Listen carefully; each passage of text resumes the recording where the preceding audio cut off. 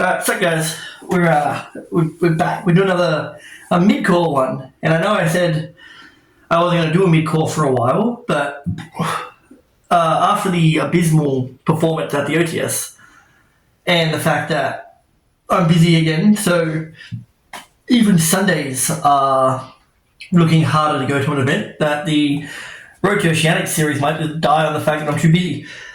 I'm still going to try and go. I still want to top with Dracotel would be nice. Recently found out that OTS is a top 2 only, and that bigger events are top 8. So, I've got to try a little bit harder. But I just needed a break from Dracotel for a bit, just because it was just abysmal. And then that was like a week I didn't play, because Wednesday did a Genesis event, and Friday I hurt my back, so I just slept the whole time. But for the last few weeks I've been messing with Megalith. Which is pretty much a ritual-only deck. Super fun. Super fun. We'll get into it, then I'll talk about it as we go. So, lots of 2-ofs in this deck, because you'll find that a lot of stuff doesn't work on its own. So 2 Ophiel, this is your monster search. 2 Haggith, which is your spell trap search. And 2 Full. This is it recycles or adds back ritual monsters in the graveyard and makes its level that level permanently.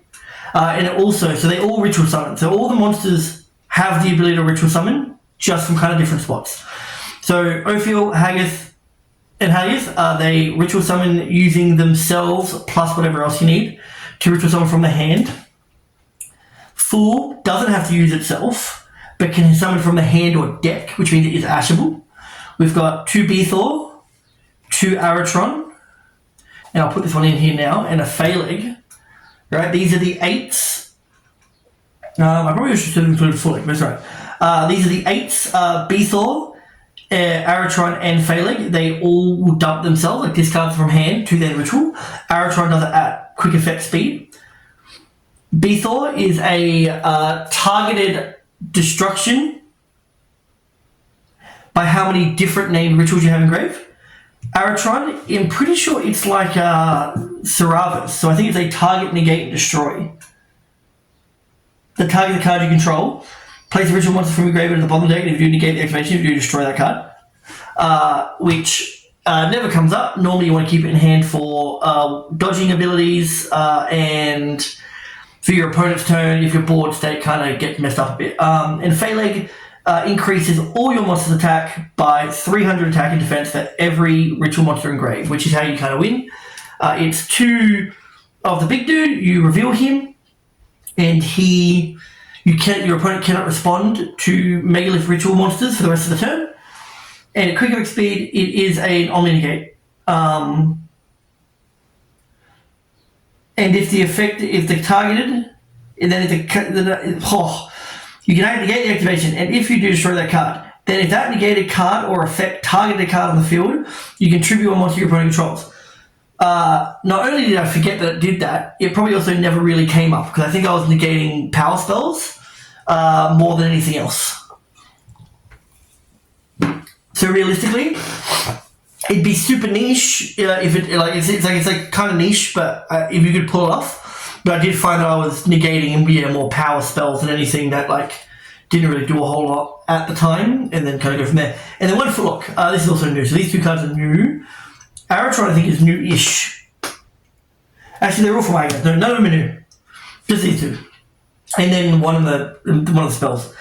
Adds back a Megalith card from graveyard when it's ritual summoned. Also, all of them are ritual summoned, which kind of sucks. Because then certain cards don't work the way that you want to. I think even these guys.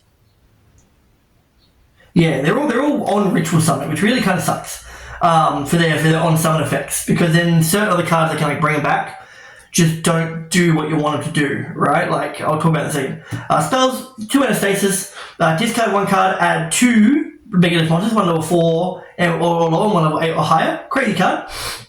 And then once per turn, if you ritual summon a monster, a Megalith monster, you can activate one of the effects, but you can only use each of these effects of Megalith Anastasis once per turn. So you get to use both of these effects when you ritual summon. Draw 2 cards and discard 1, trigger 1 monster your opponent controls. Absolutely busted. So good. That tribute and the draw 2, and then you can draw 2, add 1, or draw 2, discard 1 both turns. It can help you out whatever they put on board in your turn 2 going first, when you're going first. Which is just nuts. It's a really well done card, and you have to discard 2. So it's really good. 3 Megalith Unformed. The first effect doesn't matter, but the second effect does. The first effect doesn't matter because it lowers your opponent's lose 5 attack for each ritual monster on the field to the end of this turn. That doesn't matter because normally if you get to Phalanx, you're beating over everything anyway. But the other one matters, which is ritual summon 1 Megalith ritual monster from your deck in defense edition by tributing monsters from your hand or field whose total levels equal exactly twice its level.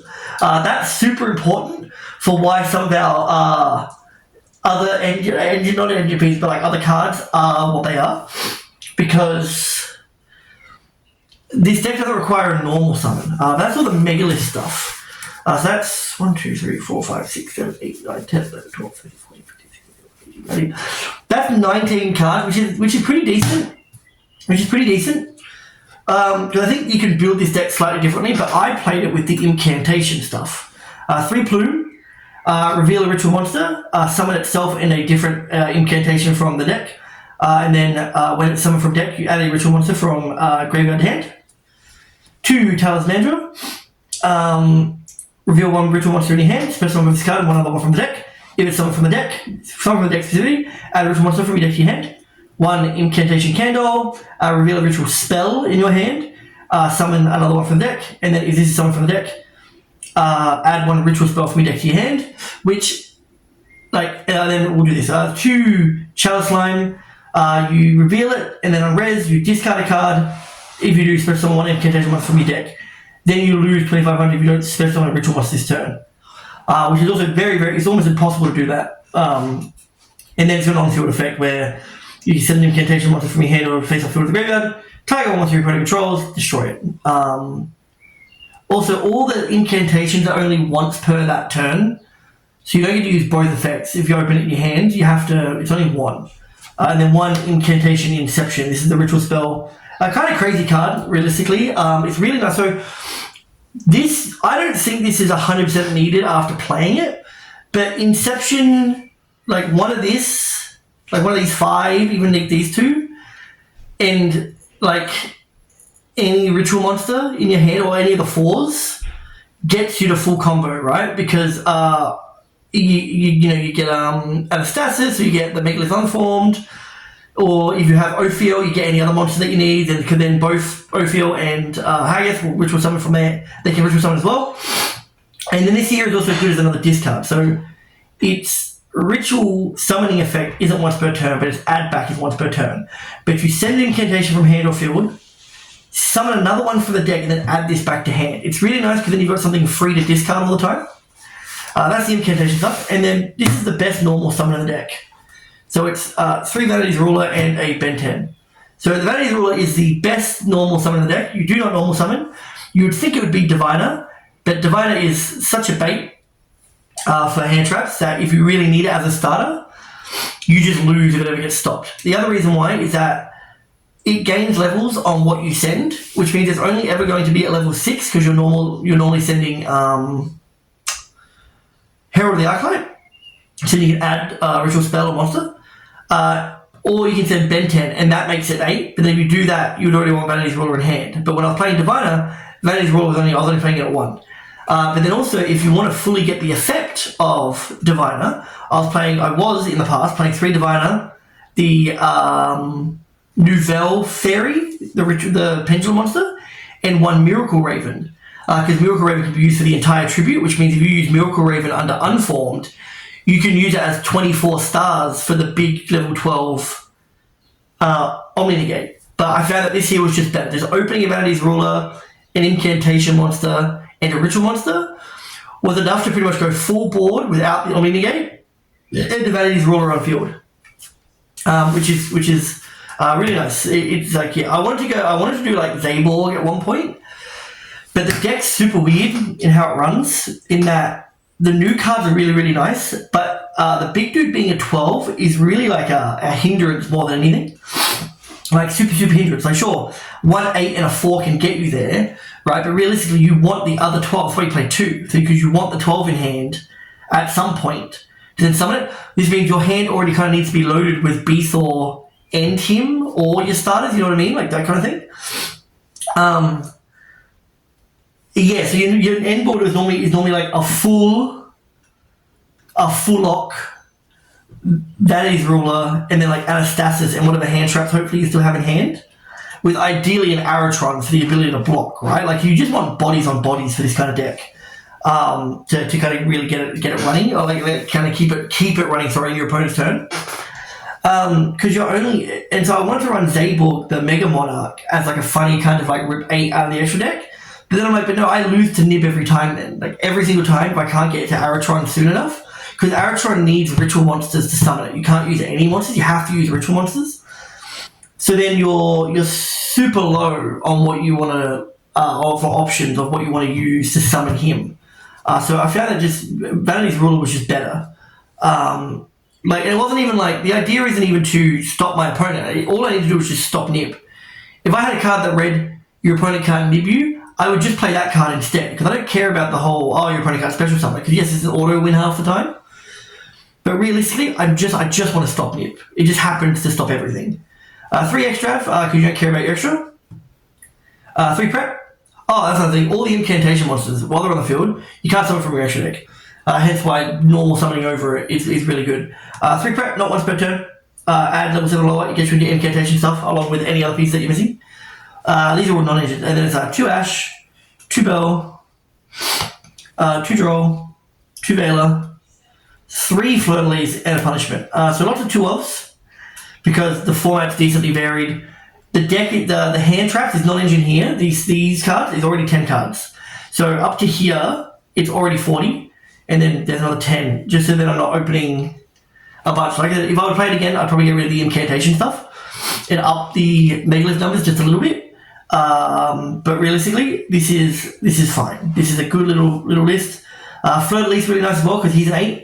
So is the Vanity's Ruler is also an 8, which means that you can use them for unformed to go into your 4s, which is super good. So if you do have like Dogmatica, Fleur-de-Lis in your hand and you don't really care about using it next turn because you've got full board or you need to extend, you can just use her under unformed or use her to summon pretty much anything. You cannot do that with Diviner, like some with the Vanity's Ruler. Like you can use those from hand as 8s. Diviner's always a 2, which means you can never use it as ritual summon material until you normal it, and then when you normal it, it has to resolve to get the extra levels. So that's the main deck. And the punishment is really nice. It does look you out of the extra, not that you care, clearly. And it can be a double pop, right? Like you can either draw, like sending Herald off of Dogmatic Punishment is super hard because a lot of stuff has more than 600 attack. But a double pop with Endtest is really nice, along with just sending a Guru to draw one, also really nice. Which is what we were talking about. So the extra deck does not matter. There are only 6 cards that matter. They're these 6. It's a Garura and a Entis. You play more under an extra. Dynamundo never came up. Aggregator, send off the Dogmatic Punishment if there's something that you can't pop, you want to negate it. Typhon, just in case, because Typhon is just good in those cases. I probably should be playing Zeus under the same pretense of just in case. Hero of the Archetype. Is a send off of Dogmatic Punishment 2, which is just kind of what you do in case. But realistically, at one point, I was running Super Poly, and I was running Diviner, so I was running Super Poly targets. But in the game, and also in an older build, I was running the Mitsurugi stuff. So I had 10 Mitsurugi cards in, so this deck was 60. I've revamped it a little bit, but still at 50 with very little hand trap. And Ashlan U1000 would come up more often than you think to get into Mitsurugi stuff. But with this build, it just didn't matter. The piercing didn't even matter either, because normally you just whiteboard. I will say, we'll get into the side real quick, and then I'll say something. But 3 Seer mode. Couldn't find my Lava Golem, but this came up a fair bit. Actually really good, especially since I don't do my normal. Harpies for back row. 3 Full Loss for second, first. Because realistically, if you're running Vanity's Ruler, you don't really need to go too crazy on the non-engine or the going first cards, because you go first very well. In going second, you really just want to kind of like clear the board as best you can and get to Phalanx with a bunch of stuff in graveyard as fast as possible. And that's kind of where that goes. Running 60 with grass is pretty funny. I think would be funny if you ran like just a crap ton of Megalith cards and ritual support, and then just like grassed your way to put a bunch of stuff in grave, then go Phalanx. Would be kind of funny. But probably less useful over time. But that's the list. I think it ran well. I think I only bricked like twice in the million test hands that I did, along with whatever games I played. I double lost a bunch. Like, so on Wednesday, I double lost to someone who was brand new, so it's just like she was still trying to learn the game. We double lost whatever. Game 2, I got to buy, so won that one. But then game 3 against Lachlan, he kind of just had what he needed. Like, he played well, sure, but not really. He also made a huge mistake. I think like he misrepresented the board state in his own head and went a route that no normal person would go, I feel. But yeah, it's whatever. That's a hard thing to I think to argue, because he said he had a thought plan in his head, but realistically, looking at the board state, I think what I did was fine, but I probably should have just B-thought when he summoned back the engraver. And then on Friday, what happened on Friday? I beat a child. I beat Marion playing Mitsu Raziel. I lost to a Blue Eyes dude. Once again, one minor mistake against the Blue Eyes guy. If I had just effect veiled his barrel, because I went full loss, and he after the normal summon of barrel, and he sets Drill Beam in another card and then passes. And I should have because I was expecting him to link 1, but I should have veiled the barrel to force him to play into Fua just a little bit. And then we went kind of into a grind game back and forth, but I do super think that not veiling that barrel was enough to lose me the game, which is kind of crazy. Because I don't think I played the deck wrong at all. I think it was fine. Like I said, I think you can make it smaller, get closer to 40, get rid of the incantation stuff, so you just like play a bunch of the 8s and 4s and draw cards and just kind of hope. Just kind of hope from that point that you just find everything that you need. The incantation stuff is super nice though, to get into at least more bodies than that, but because they're always like just necking your hand. Like you need incantation to 2, 3, 4 extra cards. I think maybe I'd probably still play this list, to be honest. Maybe get rid of the fleur-de-lis stuff, because it just doesn't matter enough, I think. Yeah, I also think that this deck would do really well if a board wipe wasn't present in the format under the Mitsurugi stuff. Because normally it's like your big Omni is getting outed well before they get to him anyway. Getting more hand traps in hand would be nice to stop that stuff, but it's not always like guaranteed, like with the ratio, because you are playing 50. And then what else? It's also like it's weird that the new guy's so big, because you'll find, like I said before, like you normally end on like a full lock and probably a normal summon. Unless you open the big dude as well, you're not normally ending on the Omni, which means, and all your ritual summon stuff is in main phase, which means your opponent gets to have priority before they even do anything. And if that's to out your effect veiler, or not your effect veiler, your Vanity's ruler straight away, you just kind of have to let it go. Or they play like a big board wipe, you just kind of lose from that point. Because you do find that realistically, this deck, when it comes down to what interactions it has with the opponent, are super timed, so they can play around your board pretty well, because all you've really got is an Omni, a board wipe. If Aratron's on the board ever, that's a super weird one. If you can use the Omni properly to tribute a monster, sick, that works as well. But just very rare for it to happen, because they can play around it, like I said, we just had to force it out earlier. And then the back row having a tribute as well. But kind of once that's done, unless you draw into more hand traps, or if you draw 2, discard 1, it's kind of done, and it's a lot of work to get there, which is kind of upsetting. I think if the Omni was like an 8 as well, it'd be a lot better. But I guess, because, I don't know, they make it a 12 and you can't respond, but you can just respond in the open game state, right? Like if you ritual summon Ophiel under the big 12 and they can't respond to the ad, they can still draw you on resolution unless you hold priority in Aratron, which going first, very rare for you to have that kind of stuff, right? And then it's like, oh, you can't respond, but open game state, Veiler the Haggith, now I can't ritual summon. So, it just that effect just doesn't matter, I feel, at all. If it was Megalith cards in general, so then your spell cards could go off too, that'd be super nice. But yeah, I think that was an effect that's needed. I think get rid of it, make him an 8, and just give him the same effect everyone else is. Maybe give him a quick effect ritual summon from hand too, like make him another Aratron but with an Omni. That would be all the deck really needed, I think. Well, one more bit of interaction would be nice, like maybe some graveyard hate would be good. But like I said, it's fine. It's not bad. Like I said, if there's not because you can body block a lot, and that's why I think if a giant board wipe wasn't in the format, body blocking would be really good, because then you'd be able to just do your thing, come back next turn, rebuild everything again, Phalanx, pop, pop, pop, pop, pop. Blah blah. This deck also has an issue with resetting back up, because you do need more than one card in hand. If not, you need 3 cards in hand half the time. Yes, with draw 2, discard 1, full and full like adding back. Playing a second full lock, I think, is almost imperative now to get those cards back. Yeah, unless you can figure out some way to recycle stuff back to your hand a bit more consistently, you do kind of lose on the crackback unless you already have Phalanx in rotation and already have a lot of bodies.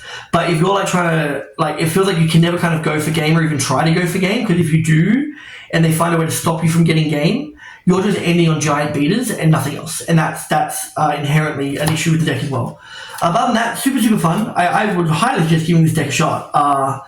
It does need a little bit more support. The Impcanation stuff's really fun to use, but I think you could. There is the Onomat version of this as well, which goes through Gallant Granite and stuff like that to improve your ways, because then you get more Omnis in that. I wouldn't mind trying that build, actually, the Onomatopoeia stuff, because all the new Onomatopoeia stuff and all the Megalith stuff, and that actually builds quite a nice board from what I've seen, and has lots of recursion.